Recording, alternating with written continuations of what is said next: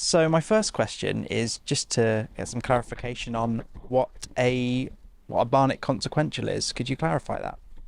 Yes, so the Welsh Government is mainly funded by a block grant from the UK government. It does now have some powers over taxation, so it can, about a fifth of its day-to-day spending on public services comes from devolved taxes now under its control.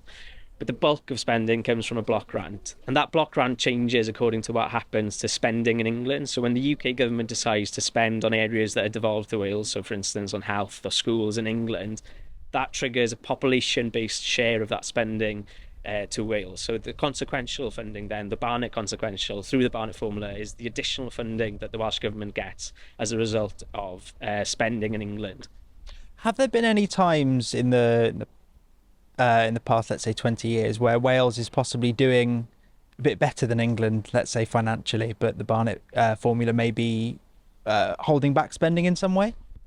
So the old sort of concern of Welsh politics was that Wales was underfunded through the Barnet formula, compared to what you'd expect from a sort of a needs-based factor. So generally spending needs are higher in Wales. We've got an older, slightly sicker population with more people out of work, etc. Traditionally, so that means that spending needs was traditionally higher, and then a population-based share of funding from England increases to England led to the concern that spending would fall below the estimate of relative need. That's slightly been addressed, mainly because of slower population growth in Wales. So that block grant needs to be spread between fewer people. So by sort of an historical accident, we've seen relative levels of spending getting better or increasing in Wales compared with England. But it's still, it's still a constant concern or a constant sort of worry that the additional funding where the Welsh Government receives through the Barnet formula won't, match the increases to spending pressures in Wales. So a good example maybe was during the pandemic. There was, I think, a concern that the additional funding through a population-based share through the Barnet formula wouldn't be, might not match the additional pressures felt by the Welsh Government.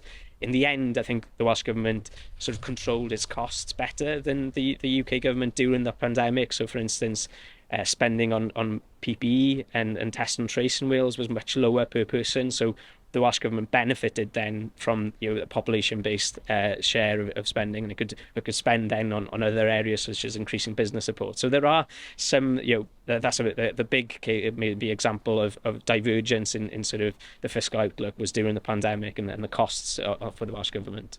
And what support is there for people who are paying that basic rate of tax but may still be struggling with bills, let's say? So if the Welsh Government wanted to increase the basic rate of income tax, we still think it would be quite a progressive way of raising additional revenues. I think the more concern maybe is raising council tax levels, which have been rapidly increasing, and that's quite a regressive way of increasing revenues and increasing spending, a way of mitigating the effects of austerity through higher council tax levels. Sort of hits the poorest households relatively more, and as you say, that there is some support for households that are on the basic rate. But through the sort of benefits system, which is not devolved, which is part of the UK government's responsibilities. But I do think that raising the basic rate of income tax would be a progressive, but it was still a way of raising revenues, but it would still be a big political move from the Welsh Government's perspective. Why should young people stay in Wales, and what are the government doing to keep young people in Wales? So one of the concerns is that incomes have been falling behind where you'd have thought that incomes would be compared with sort of pre-financial crisis trends. So it's been a decade-long sort of squeeze in terms of real disposable incomes of people. And it is a concern, obviously, that I think the majority of younger people move between England and Wales, and it's particularly, and it's as gloomy a picture in terms of incomes in England as well.